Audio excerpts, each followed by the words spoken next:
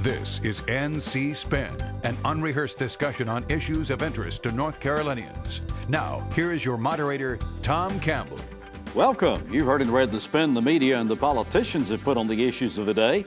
To get the correct spin on what's going on in North Carolina, let's introduce you to our panel of experts. They include Becki Gray with the John Locke Foundation, former state senator, former chairman of the Board of Education, Howard Lee, former chair of the Board of Education and just about everything else, Phil Kirk, and current NC Policy Watch, Chris Fitzsimon.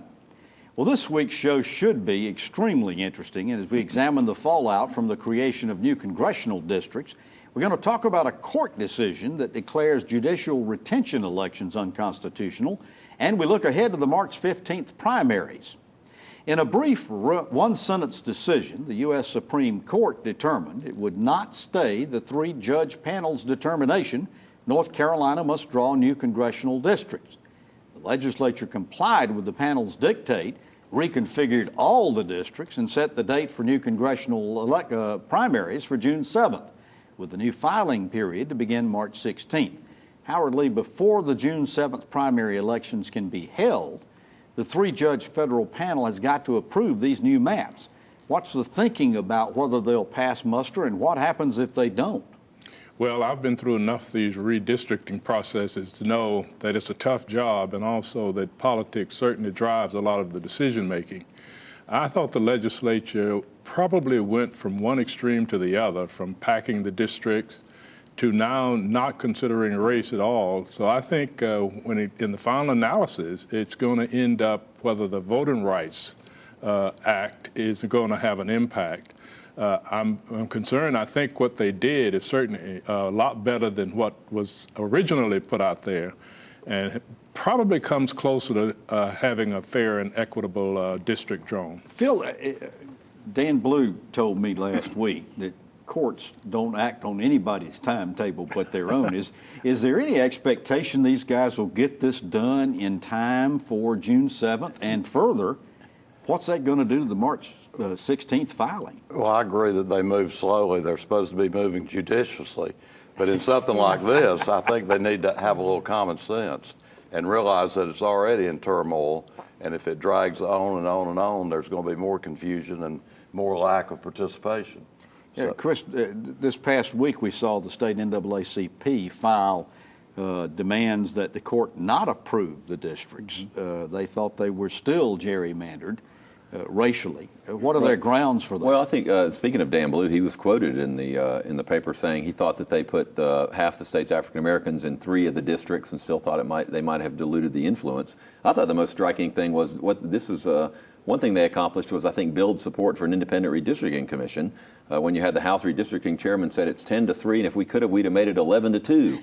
And even Governor McCrory commented this past week saying that he thought that it was ridiculous, that we ought to get to some other process. I think this may have finally awakened the public that the way we draw these districts, Democrats and Republicans, Democrats did it too, but that doesn't make it right, and the public wants it done a different way. Becki, there were several thousand people who requested absentee ballots.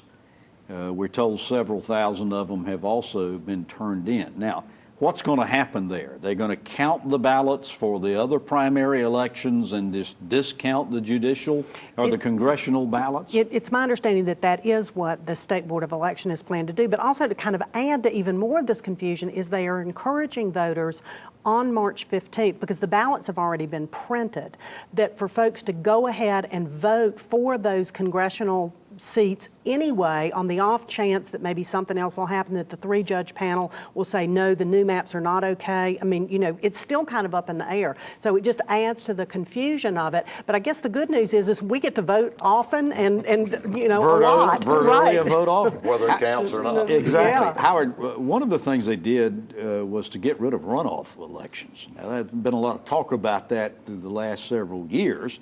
But there are not going to be any runoffs. You know, that is one subject that is dear to my heart. I became a victim of the runoff election. Yes, you did. But I think that's a good move, and certainly one that will enhance our democratic process, because I've always felt that if you go out and run and you get the most votes, you certainly should not be penalized having to go back and do it all over again. All right, so I want to look at some of the congressional districts. A few of them have incumbents that don't appear to have any problems like the 1st District, G.K. Butterfield. But in the 2nd District, that's another story. They pretty much reconfigured Renee Elmer's district in there. And there are rumors going about town, Becki, that Robert Holding, who has gotten moved out of his 13th district, might run against Elmer's. I would venture to say that it's probably even more than a rumor at this point. And then don't forget, too, that in that original 2nd district, Jim Duncan, Frank Roach, Tim D'Annunzio had also filed to run. And I'm not hearing anything about perhaps they won't run. So that could be a very full primary, as we're going to see in some of these other congressional. And when you know, to Senator Lee's point, when you don't have a runoff, you know, the non-runoff thing applies to all of these races. Wins. Yeah, exactly. And so, you know, the more candidates you have in there, I guess the better your chance of winning. 3rd District Congressman Walter Jones ought to be pretty happy because they essentially restored the 3rd District to back to what his dad used to run in years and years ago. But Congressman David Price's 4th District is drawn as a Democratic district. And it includes Robert Holding's home. George Holding. George Holding's home. I said Robert, I'm sorry. George Holding's home. Is this a pretty safe district for David Price? I think it's reasonably safe. David has been able to make a lot of friends through the years because his district has changed a number of times.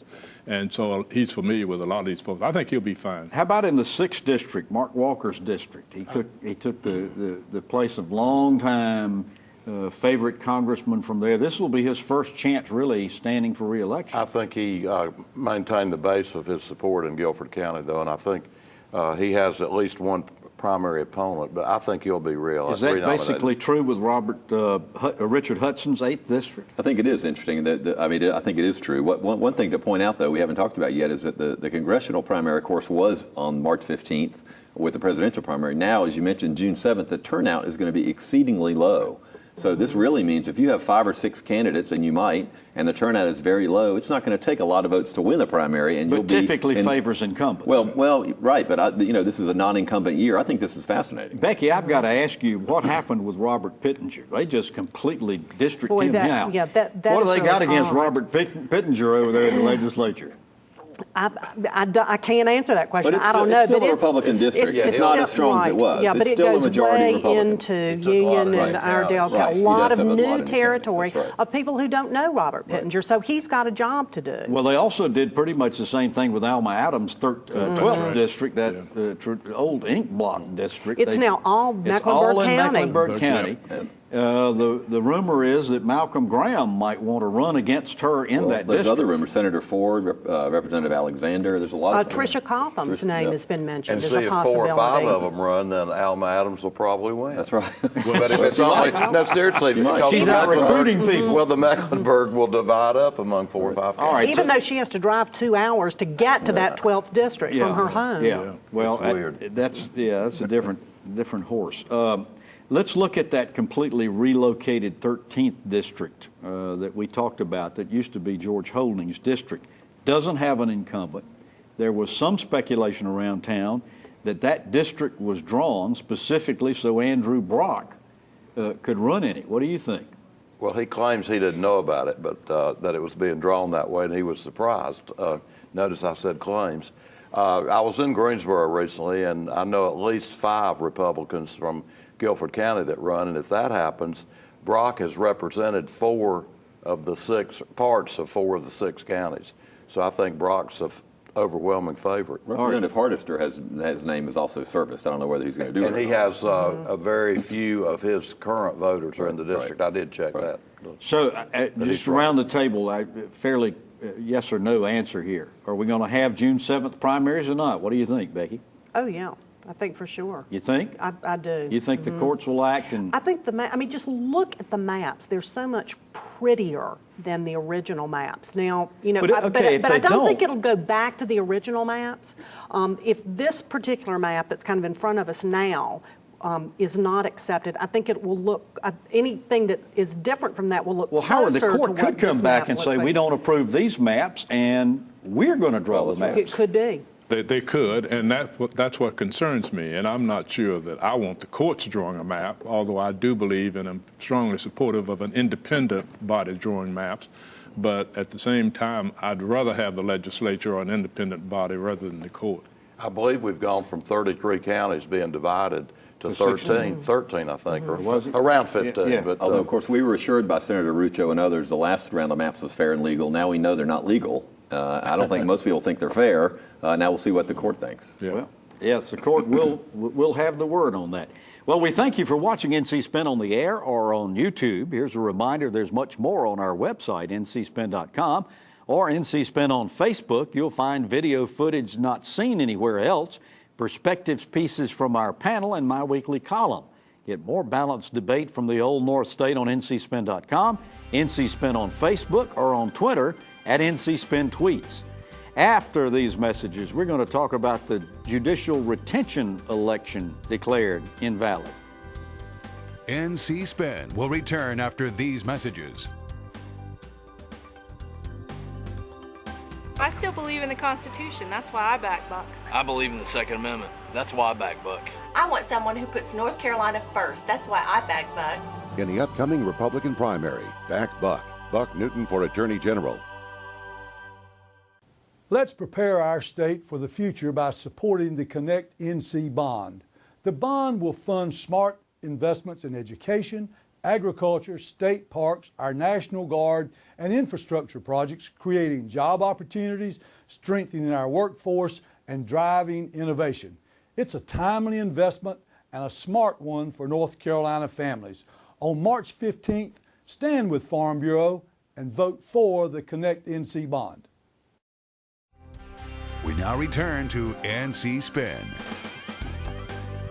The 2015 legislative session passed a law saying that instead of North Carolina Supreme Court justices having to stand for an actual election with a real opponent, the electorate could vote whether or not to retain them on the high court.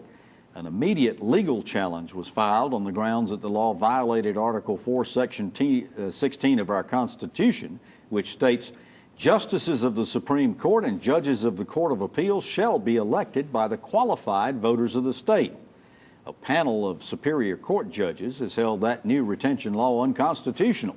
Now the North Carolina Supreme Court must rule. Phil Kirk, this law was purportedly passed so that Justice Bob Edmonds would not have to face an opponent in this year's elections. Many are asking, however, whether Edmonds should recuse himself from that or participate in that decision. What are your thoughts? Well, my law license has expired, but as soon as I saw the legislature had passed that law, while I personally favor retention, I immediately thought that's unconstitutional. There has to be a constitutional amendment to change the election process. I would be very surprised if Edmonds did not recuse himself, because he's an honorable person, and I'd predict if he doesn't recuse himself, he'll be defeated. Well, I want to get into that in just a second. Senator, so far as it goes, let's assume Edmonds does recuse himself. The Constitution is clear enough even for a non-legal person like me to be able to read it and understand it. We understand the political affiliation and the balances of the court and the collegiality among justices and so forth like that. But do you expect the Supreme Court to uphold this Superior Court decision? I do. I think this goes against everything I've ever believed in about democracy, that people should be open for being contested and certainly voted on by the people. I just don't like the retention concept. I just think you need to go out and earn your seat again. All right, Becki, let's assume that Edmonds doesn't recuse himself from this decision. Phil says there's going to be pushback. Is there going to be serious pushback about it? I mean, what could you do? Right. Well, I mean, there could be. And, you know, as Phil mentioned, it may very well be an issue in that retention election if Bob Edmonds, in fact, you know, I mean, the perception would be that he has made this decision to benefit himself. And that would certainly be, I think, a legitimate concern to be raised during an election. But all the voters could do at that point would be vote not to retain. Yes, right. Yeah. Right. Yeah. All right, so how's this going to affect the elections held in May? Let's just assume that this Superior Court ruling says that it's unconstitutional. Are we still going to go through with the retention elections on March 15th? No, I wouldn't think so. I think they would have right. Well, they'd be in November, and right. We'll have several. I think we'll have several candidates file, and I think Phil is exactly right. Justice Edmonds, I think, all but has to recuse himself. If he doesn't, and if he stands for a retention election, if the public decides we don't want him anymore, the governor still gets to appoint his replacement for 2 years, so the conservatives keep a majority of the court. I actually think retention elections are something worth exploring, but not in the last minute of the legislative session to go into effect immediately without any public input in a very contested election. This is something that should have been part of a package, and Phil's right, every state that has this has done it by constitutional I was amendment. getting ready to say, Howard, you served in the legislature long enough to know if they really want this, the legislature could come back and put an amendment on the ballot for us to vote for to change the Constitution. Absolutely, and I'd feel a whole lot better about accepting it than doing it the way they've done it. And that could be done on the November election, I think, if the General Assembly during this short session voted for a constitutional amendment to clarify our Constitution. Because, I mean, right now the question is before the judges that this is not an election as the Constitution lays out. So the Constitution would have to be changed. And or as Chris said, whether you like retention elections or whether you don't, there seems to be a constitutional question. And to make the Constitution allow that. And I think that sort of fuels the speculation that it was done specifically to protect Justice Edmonds, and it does no reflection on him at all, but the legislature wanted to make sure they kept control of the court. Otherwise, they would have gone through this different process. And he was the only one up for election during this. So, bottom line, round the table very quickly. What do you think is going to happen here, Chris? I think the Supreme Court will uphold the 3-judge panel, and we will have a normal judicial election, even though the schedule will be a little unusual. Will Sabre Ferris file? I think she's likely to, but I think other folks will too. Yeah. Phil? The head judge of that 3 panel was Anna Mills Wagner from Salisbury, and I talked to her recently, and she feels they're on solid legal ground, or they wouldn't have ruled that way. So it seems almost clear cut to me. Yeah. Howard? I think they will uphold the 3-judge panel.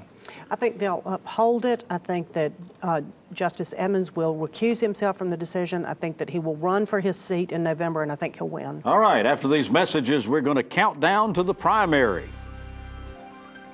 NC Spin will return after these messages. I've devoted my life to public safety. That's why I back Buck. We need a strong attorney general. That's why I back Buck. I want someone that protects our freedom, and that's why I back Buck. In the upcoming Republican primary, back Buck. Buck Newton for Attorney General. Connect NC, a bond initiative that makes vital investments in North Carolina without raising taxes. Connect NC is about investing in our future. It will create better job training opportunities for the 21st century. It will make our state safer and better prepared. It invests in North Carolina's community colleges and our future. And expand cutting-edge research to strengthen our ag community. All without raising taxes. No tax increases. Please join me in supporting Connect NC. It's a fact. Patients who receive care in the medical home from a trusted family physician reduce healthcare costs through prevention, early detection, and affordable management of high-cost chronic diseases. Every dollar invested in healthcare matters. Let's invest them wisely, building on North Carolina's medical home model. Better health begins with a medical home, a trusted family physician, the best return on our healthcare investment. Learn about the importance of medical homes at ournchealthcare.com. Connect NC, a bond initiative that makes vital investments in North Carolina without raising taxes. Connect NC is about investing in our future. It will create better job training opportunities for the 21st century. It will make our state safer and better prepared. It invests in North Carolina's community colleges and our future. And expand cutting-edge research to strengthen our ag community. All without raising taxes. No tax increases. Please join me in supporting Connect NC. We now return to NC Spin. In 16 days, voters are going to cast their ballots in our primary election. It's been a pretty quiet election cycle with most of the attention focused on the presidential primaries. But we're going to be asked to select party nominees for U.S. Senate, Governor, Council of State, legislators, and of course the Connect NC bond referendum. Becki, normally by this time we would expect the airways to be flooded with advertising for state candidates. Why has this cycle been so quiet? Well, you know, Tom, we may not be as interesting as we thought we were.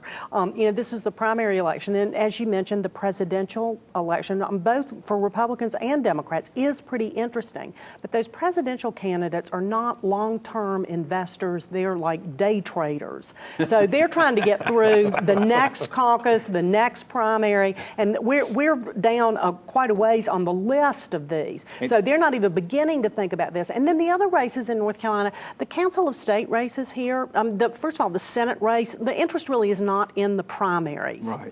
You know, Deborah Ross, the Democrat primary is more interesting, but Deborah Ross seems to be the leader. The rest of the races, with a couple of exceptions, just aren't that interesting in the primary. Chris, we saw Jeb Bush drop out of the Republican presidential primaries after South Carolina. Of course, we had Nevada Republicans this past week, and next week we're going to have the March 1st SEC Super Tuesday elections, as they're called. Can we expect other candidates to drop out? I would think so. Although we're getting. And who will they be? Well, I don't know the answer to that, but I think we certainly Governor Kasich and Ben Carson are the folks who are at the bottom of the folks who are still left. But who knows what motivates them and how long they'll stay around.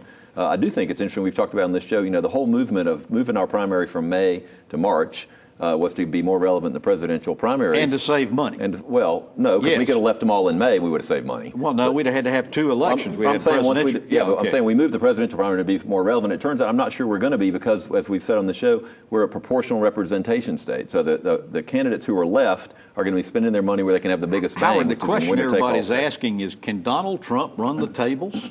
What do you think? You know, I think Donald Trump is in a very strong position to do it as long as we have multiple candidates in, Kasich and Carson, for example. But I think when those fall out, or if those fall out, that a lot of the votes are going to then gravitate away. The second is that Donald has not been pushed yet to really be specific about what his process is and how he will accomplish the things he's talking about, because he's really not talking about anything. The minute you push him, he talks bad about you. Phil, you've been watching these elections for a long time. What kind of turnout do you expect March 15th? Oh, I thought you were going to ask me an easy one. Is this going to be a big thing? I mean, we were expecting Cruz and Trump voters to just flood to the polls. What do you think? I haven't thought a lot about it, but I'd say 25% turnout. Really? Yeah. Well, okay, I'll go up to 26. I don't think... Be generous. Go to 27. The primaries typically, I don't know what... I hadn't studied that issue. Yeah. Well, how is this going to affect the other elections? As you said, Becki, there are not that many other challenged elections, but we do have challenges on the Democrats for treasurer and for the Republicans for attorney general. Insurance commissioner is another one. Superintendent of public instruction, perhaps treasurer. And on the Democrat side, surely it could have an impact. And you know, to Phil's point, I mean, what we've seen in other states so far is the turnout has been phenomenal. I mean, landmark turnout. I don't know why North Carolina wouldn't be any different than that. More new registrations in Nevada than they even had vote in the primaries last time. I mean, I'm going up to 30%. I'm sorry. Record numbers. The only thing is what happens in between, right, before we vote. Sure, like how much, what the status of the race is. But I do think that who's in the race and who gets their voters out, because these voters are very different. Right. You know, a Donald Trump voter is very different than a Marco Rubio. All right. Down ballot effects. We're going to take a break, and after these messages, we're going to ask the panel to tell us something we don't know. NC Spin is brought to you in part by the North Carolina Farm Bureau. The Farm Bureau and Agriculture. We keep North Carolina growing. Your family physician knows your health is more than just having a personal relationship with your doctor. You must have access to clean water. You need a place to exercise like our wonderful state parks. And we must ensure the healthcare and research workforce of the future. The North Carolina Academy of Family Physicians believes that when it comes to good health, we are all in this together. That's why we support the Connect NC bonds. Vote yes to invest on March 15th and vote for the Connect NC bond.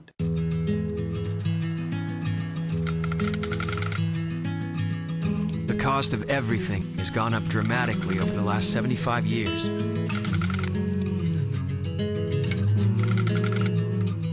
With one exception, keeping electricity affordable. That's the power of your co-op membership. Learn more at togetherwesave.com. North Carolina's Touchstone Energy Cooperatives, looking out for you. Let's prepare our state for the future by supporting the Connect NC bond. The bond will fund smart investments in education, agriculture, state parks, our National Guard, and infrastructure projects, creating job opportunities, strengthening our workforce, and driving innovation. It's a timely investment and a smart one for North Carolina families. On March 15th, stand with Farm Bureau and vote for the Connect NC bond. One of the best parts of our show is when we ask the panelists to tell us something we don't know. They get to choose a topic and sound off for a few seconds. Chris, I'll start with you. Well, if you remember not long ago, June Atkinson went to the General Assembly and said teachers need a 10% across-the-board raise and then additional funding for various teachers. Tim Moore came out as House Speaker and said that was unrealistic and political, and he thought maybe 2% was more in line. Well, this past week, House Education Appropriations Chair Craig Horn said that he thought that would be a 3 to 3.5% raise for teachers. It'll be interesting to see if that was the actual number. He should know. It's kind of like Phil's voter turnout on the primary. Right. It just keeps going no, up. I think he thinks. I mean, I think he thinks that's what it's going to be is 3.5%. The question is that'll be about $180 million. Where they're going to get the money, and will that be enough? Yeah. Phil, tell us something we don't know. Tying in with that, teacher turnover is a big issue, but it's not. It's a national issue. It's not just a North Carolina issue. In fact, the totals for the last 10 years, we're 2 to 3% below the national average, and our turnover went down last year for the first time in 9 years. That's not what the media has been playing up as much. I would never criticize the media. Howard Lee, tell us something we don't know. Last week, some data was released from Wake County pointing out the high percentage of black students who are suspended and who are expelled from school. And I don't want to throw Wake County under the bus because that problem exists statewide, and we really do need to find a way to make a response to that, especially as it relates to black male students who are still performing at the bottom of practically every statistical category. So I'm spending a lot of time in schools looking at ways we can find to heal that problem, but it's one we've got to work on. Becki Gray, tell us something we don't know. Well, in this upcoming election, we've talked a lot about the candidates, but don't forget we also have a bond referendum on the ballot. And one of the most interesting things in the bond, I think, is $330 million for water and sewer grants and loans. This would set up a loan program for local governments to borrow money at a very low interest rate to make improvements to water and sewer systems. And we supposedly have more substandard water systems than any state in the nation. Well, there's some in North Carolina that are actually under court order to improve, and so there would be some grant money set aside with that to begin to make those projects possible. All right. Well, you've heard our spin on the issues of the day. To stay informed all during the week, give your feedback, and read my weekly column, visit our website, ncspin.com, or catch NC Spin on Facebook. You'll definitely want to join us next week. NC Spin will have House Speaker Tim Moore, Senator Dan Blue, Chancellor Randy Woodson from NC State, and a host of others as we discuss the Connect NC bonds. Until then, stay informed and watch out for the spin.